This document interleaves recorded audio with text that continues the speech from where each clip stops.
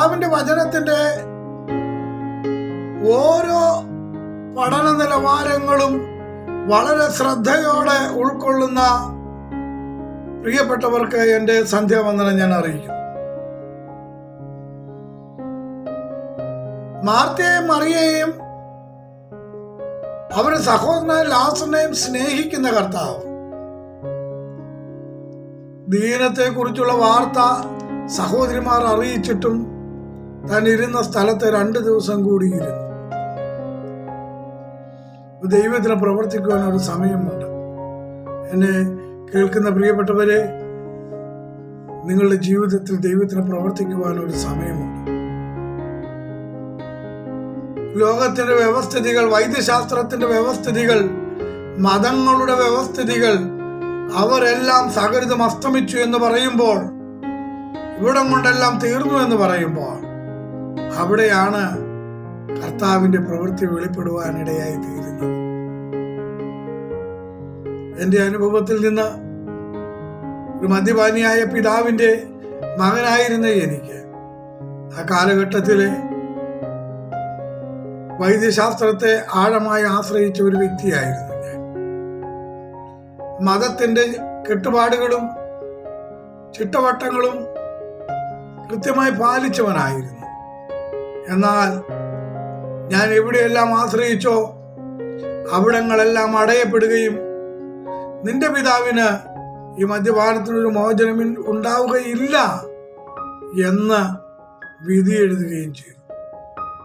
ഏറ്റവും തകർച്ചയുടെയും ദുഃഖത്തിന്റെയും മണ്ഡലങ്ങളിൽ ജീവിച്ച എന്നെ തേടി വന്ന ഒരു കർത്താവുണ്ട്. ഒരു സുവിശേഷ ലേഖയുടെ വായന എന്നെ ദൈവത്തോട് അടുപ്പിക്കുകയും, ഒരു തെരുക്കോണിൽ നിന്നുകൊണ്ട് ഞാൻ യേശുവിനോട് ഇങ്ങനെയാണ് പറഞ്ഞത്: യേശുവേ, നീ ജീവനുള്ള ദൈവമെങ്കിൽ എന്റെ പിതാവിന്റെ മദ്യപാനം മാറണം. പിതാവിന്റെ മദ്യപാനവും മർദ്ദനവും നിമിത്തമായി രോഗിയായ എന്റെ മാതാവിന്റെ രോഗത്തെ സൗഖ്യമാക്കണം. എന്നാൽ ഞാൻ കർത്താവിനെ സേവിക്കാം. നിഷ്കളങ്ക ഹൃദയത്തിൽ നിന്ന് അതിനു മുമ്പ് വിവിധ മേഖലകളിൽ ഞാൻ ഉരുവിട്ട പ്രാർത്ഥനയ്ക്കോ ആശ്രയങ്ങളിൽ അഭയം ചൊല്ലിയതിനോ മറുപടി ലഭിക്കാതിരുന്നപ്പോൾ, ശൂന്യതയിൽ നിന്നുകൊണ്ട് ലഘുലേഖയുടെ വായന എന്റെ ഉള്ളിൽ വിശ്വാസമായി പരിണമിച്ചപ്പോൾ ഞാൻ കർത്താവിനോട് പറഞ്ഞത് ലോകത്താരും കേട്ടില്ല. എന്നാൽ കർത്താവ് കേട്ടു. എന്റെ ജീവിതത്തിൽ ദൈവം പ്രവർത്തിക്കുവാൻ തുടങ്ങി. എന്റെ പിതാവിന്റെ മദ്യപാനം ദൈവം മാറ്റി. എന്റെ മാതാവിന്റെ രോഗം ദൈവം മാറ്റി. ദീർഘമായ വർഷങ്ങൾ ഈ യേശുവിനെ സേവിക്കുവാൻ, യേശുവിന്റെ പൈതലായി ജീവിക്കുവാൻ, നിലനിൽക്കുവാൻ എന്റെ ദൈവം എന്നെ സഹായിച്ചു. ഞാൻ പറയട്ടെ, നമ്മൾ ദൈവത്തോട് അഭയം ചൊല്ലുമ്പോൾ നാം ഉദ്ദേശിക്കുന്ന നിലവാരത്തിൽ പല മറുപടികൾ ലഭിച്ചില്ല എന്ന് ഒരു പരിധിവരെ തോന്നിയാലും ഒരു കാര്യം ഉറപ്പ്: ദൈവം തന്നെ സ്നേഹിക്കുന്നവർക്ക് ഒരുക്കിയിട്ടുള്ളത് കണ്ണ് കണ്ടിട്ടില്ല, ചെവി കേട്ടിട്ടില്ല, ഒരു മനുഷ്യന്റെ ഹൃദയത്തിൽ തോന്നിയിട്ടില്ല.